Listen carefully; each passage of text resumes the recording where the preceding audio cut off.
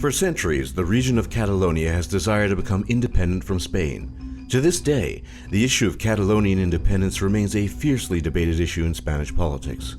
As we mentioned in our video about 10 countries that may not survive the next 20 years, Catalonians even created a human chain around their country to show their clear desire for independence. With Spain's economy in shambles, it's no wonder calls for Catalonian independence have grown stronger over the years. Current polls in Catalonia are nearly unanimous in predicting that about 50 to 60% of Catalonian voters would approve independence during any referendum. And within the last 15 years, support for Catalonian independence has gone from 30% support to 55% support in some polls. This change shows that the independence movement in Catalonia is rapidly gaining momentum. The Spanish government continues to insist that all Catalonia independence referendums are illegal. As to whether an independent Catalonia could survive, Spain itself is more reliant on Catalonia than Catalonia is reliant on Spain. This is because the Spanish government takes more from Catalonia than it gives, spending only 57 cents in the region for every dollar of taxes collected there. On top of this, Catalonia accounts for a quarter of Spain's total net exports. Until these issues are definitively solved, it is very possible that the next 20 years could see the creation of a free Catalonian state. The island nation of New Caledonia is scheduled to hold a referendum on the issue of its independence from France by the year 2018.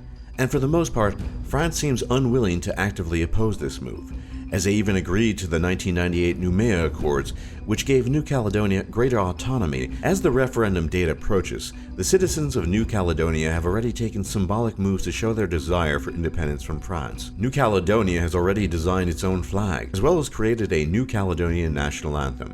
However, despite the clear popular support for the creation of an independent New Caledonia, the island is also unfortunately a victim of what political scientists call the resource curse. France has expressed uncertainty about allowing New Caledonia to become truly independent, because the island contains over 25% of the world's known nickel reserves. So far, though, France has not taken any definitive action, and it is likely that once the referendum takes place, New Caledonia will join the ranks of the world's youngest nations. In the future, the likelihood of a united Korean peninsula is becoming more and more likely. Although there are harsh political and economic contrasts between North and South Korea, both countries still hail from the same culture. The reality is that Korea is a peninsula with one people and two governments. Not unlike East and West Germany, the Korean peninsula remains bitterly divided by a demilitarized zone between North and South Korea. In all likelihood, North Korea will not survive another 20 years, and at that point, both countries will need to fall back on their contingency plans for a united Korean peninsula. A unified Korea certainly would be a force to be reckoned with.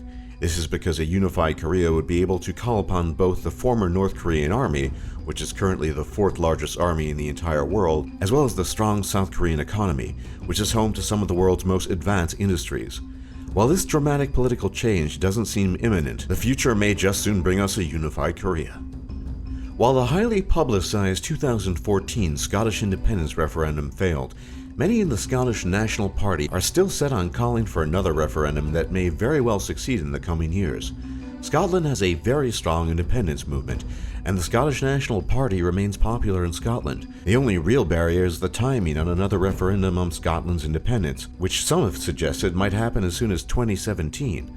Either way, it's clear that the Scottish won't give up on their quest for independence so easily. The issue of Quebec's independence is an issue that simply won't go away. For the most part, Quebec has very little in common with the rest of Canada. In fact, Quebec still holds on to its French language and heritage. While referendums for Quebec's independence were voted down in 1980 and 1995, it's clear that the desire for independence in Quebec is still strong to this day. In fact, the 1995 referendum granted Quebec a great deal of autonomy over its internal affairs, over issues such as immigration, healthcare, language policies, and education. But while independence for Quebec has remained elusive in recent years, the imminent independence of Catalonia and Scotland has only reignited this smoldering debate in Canada. The numbers of those in support of independence for Quebec have gone up from just under 40% in the 1980 referendum to 49.43% in 1995. These poll results make it clear that the movement for Quebec's independence is only gaining momentum. The future may still hold an independent Quebec. In the past, the relatively unknown island of Bougainville has declared its independence from Papua New Guinea not once but twice in both 1975 and in 1990. However, both attempts were violently suppressed by the forces of Papua New Guinea, which is the country that legally controls the island of Bougainville. After a peace agreement was signed in 2000, it was declared that Bougainville is expected to hold some sort of independence referendum between 2015 and 2020. This bilateral deal also gave Bougainville increased autonomy from Papua New Guinea. While in the past the struggle for the independence of Bougainville was quite violent and met with little success, it is very likely a referendum will create the peaceful path towards independence that many in Bougainville have been waiting for. Also known as Venice, this region of Italy that is home to over 5 million people has in recent years taken steps towards independence. A referendum on the issue of Venetian independence from Italy was supposed to occur sometime between 2013 and 2014, but according to the referendum's proponents, the effort was unexpectedly dropped. About 56% of Venetians are in support of independence from Italy, according to a January 2013 poll. As Italy's economic condition worsens, desire for Venetian independence will only grow stronger. Until the Venetians' grievances with Italy are addressed, the looming threat of Venice breaking away from Italy will remain a very real possibility. After the Somalian Civil War of 1991, Somalia's central government collapsed, and various factions and warlords all fought for power in the ashes. Somaliland, however, defies this image. Located in between Ethiopia and the Gulf of Aden, Somaliland takes the expected secessionist paradigm and flips it on its head. This is because Somaliland is relatively stable and a moderate democracy that is looking for independence from a country synonymous with failed governance and anarchy. Since Somaliland declared its independence in 1991, no other countries have recognized this nation of 3.5 million people. But this may yet change. The situation inside of Somalia has been slowly improving in recent years, meaning a formal diplomatic solution to the Somalian civil war could be just around the corner. It's likely when Somalia finally picks itself up from the dirt, the Republic of Somaliland will be in an excellent position to secure its independence.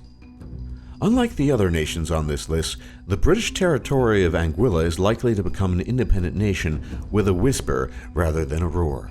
In fact, when Anguilla finally does become independent, it's likely that most people won't even notice its creation, as most people can't even find Anguilla on a map. Regardless, Anguillan independence is becoming a very real possibility. The former Prime Minister of Anguilla, along with many other government officials, have openly voiced their support of total independence from the United Kingdom. Anguilla has also recently gained the right of self-governance.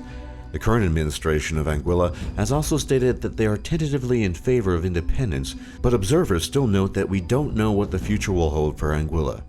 When Anguillan independence is finally achieved, it will likely come without much warning.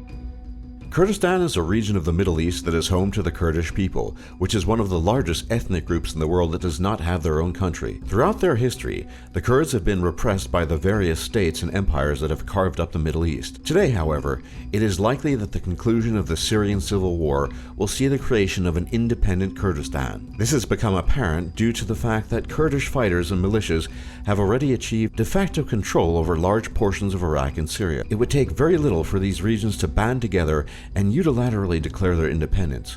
What remains to be seen is whether or not the Kurds can also retake their ancestral lands inside of Iran and Turkey, as these areas are key components of any future Kurdish nation. In 2014, an independence referendum for the Kurds in Iraq and Syria was planned, but the rise of the Islamic State put these plans on hold.